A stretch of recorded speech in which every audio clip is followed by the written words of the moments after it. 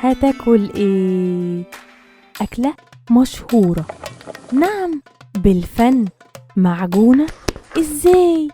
هتعرف هنا مع كل فزورة مطبوخة بأفلام وأغاني وكمان مسلسلات في فوازير. أكلة مفنونة. يا مساء الناس الرايقة، معاكم مونيكا ميشيل، وجه وقت حل طبق امبارح، والحل هو فيلم فول الصين العظيم. ويلا بينا نلعب دلوقتي فزورة جديدة بأكلة لذيذة، وهنكشف طبق النهاردة اللي مخبلنا أكلة مفنونة. لونها أحمر ومن جوه ياقوت، حبات مرصوصة زي الدرر في سكوت. لما تتفتح تحس برسم وتوازن، كل حبة بطعم لذيذ وكل طعم متوازن.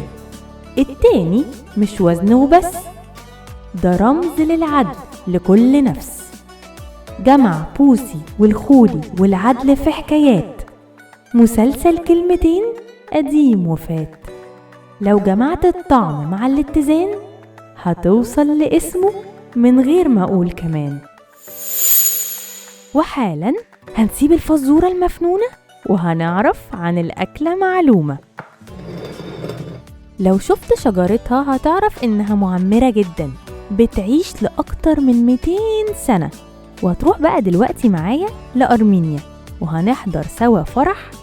بس وانت قاعد اوعى تستغرب لما تشوف العروسة ماسكة ثمرة منها وبتحدفها جامد جدا على الأرض، لأن ده جزء من التقاليد في الفرح هناك.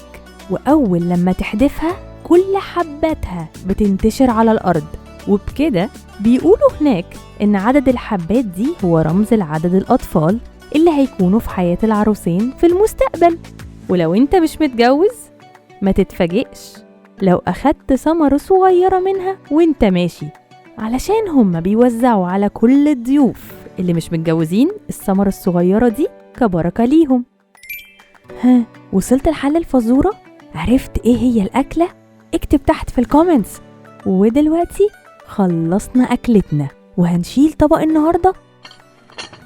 كنت معاكم مونيكا ميشيل على مونيكروفون، واستنى بكرة في نفس الميعاد 7:30 بالظبط هاجي ومعايا الحل، وكمان هنلعب سوا بفزورة جديدة من فوازير أكلة مفنونة بالفن.